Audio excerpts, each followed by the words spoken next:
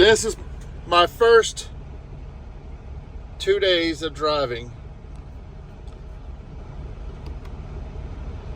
on this truck. This is a 2024 Cascadia freightliner. It's got I put almost 1,000 miles on it in a day and a half. I'm sitting at my customer, can't pick up until the morning. And that's what happens when it wants to shut off. If you see this light right here flashing, right there, that means you have the Jake brake on. This is flashing because I have the seatbelt off. I am parked. My trip miles, I'm averaging 7.9 miles to the gallon. I'll show a photo here in a second of my first trip. Oh, here's a video from when I filled up this morning.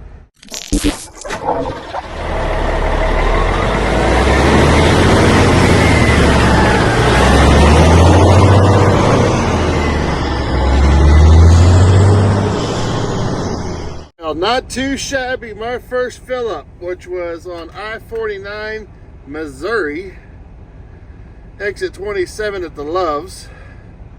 I'm over here in Indiana near Ohio. So some hills, 30,000 pound load, 591 miles,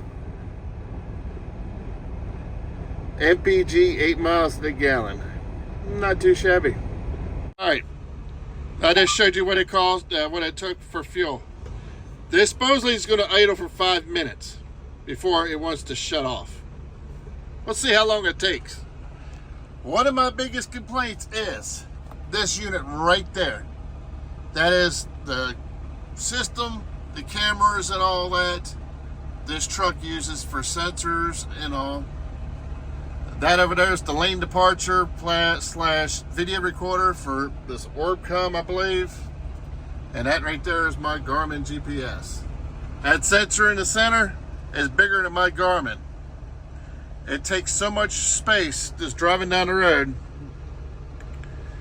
All this here, boom.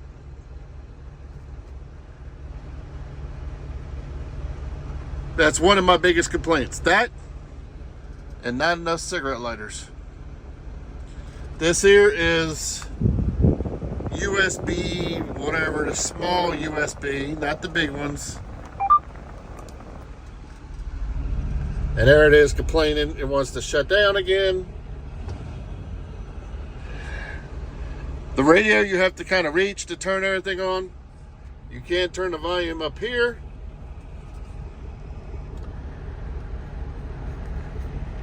The temperature gauge, as my buddy was saying, they're probably 6 degrees off in the wintertime because the sensor is up there, and that is heated to keep those cameras and sensors right. So the next segment, driving assistance. It will pop up whatever's, I just found this out just an hour ago. This right here is driving down the road. If you get close to either line, it'll turn red.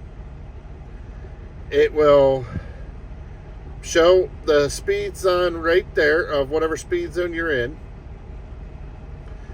And over here, I didn't know I had this until, like I said, an hour ago. It will show their speed, how far and how far they are away. I'll post a picture over here I took from online. And that is annoying as hell right there. All right. Or you could have it in digital display. And it will show how far somebody is here. Cruise control. If you have the Jake brakes on, you can't run the cruise control.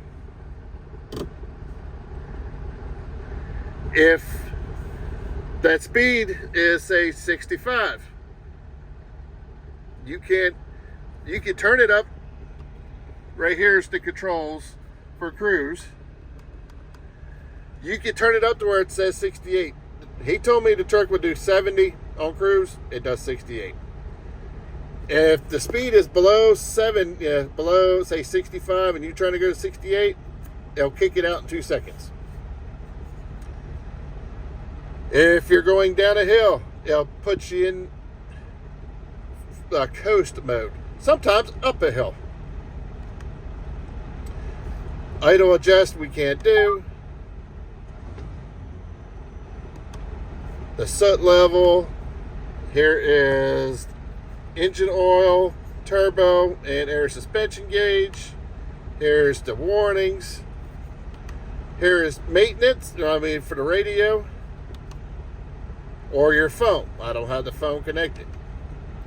And you can turn, and right there is your lighting controls, alarm clock, which I have an alarm clock on my phone. And here you can change what channel you want.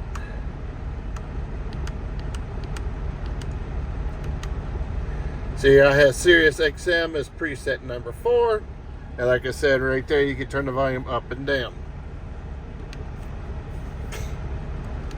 And you toggle up or hit the back button.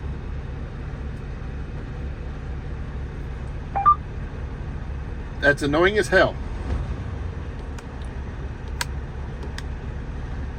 But this screen right here is the cat's meow. I didn't notice it. I didn't know it until today. I was running on that. Lighting control was right there for your headlights, your park lights, headlights. I guess automatic. I haven't tried it.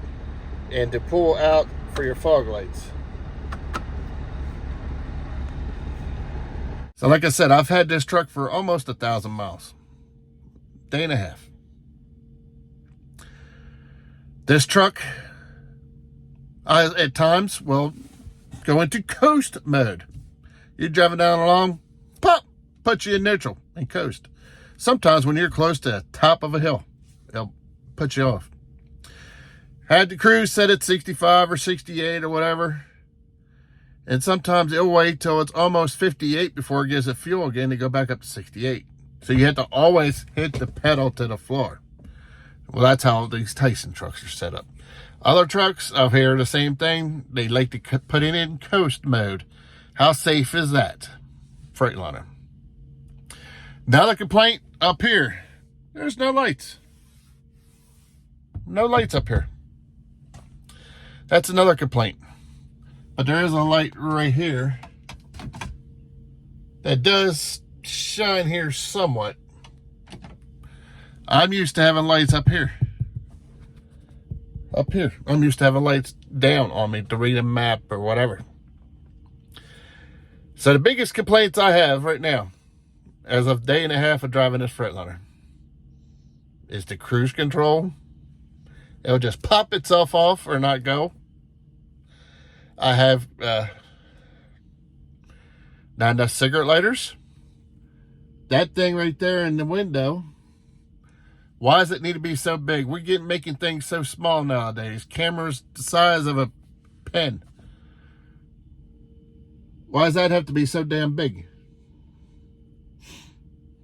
Why, Freightliner? I like USBs, but why are you using a little teeny USB, not the big USB? I like using the big USBs. Everything I use to charge my headset. It's plugged into a regular USB. So I gotta get more USBs. I went on Amazon and I think I got the right ones to change that to the regular USB. So that's my day and a half experience with this Freightliner. What y'all think? Comments, questions, or concerns, leave them down below. If you're new, hit that subscribe button. Thank you for watching. This is Ralph from Ralph's Trucking. First time I've been in a Freightliner in 9+ years. It's changed. I'll talk to you later.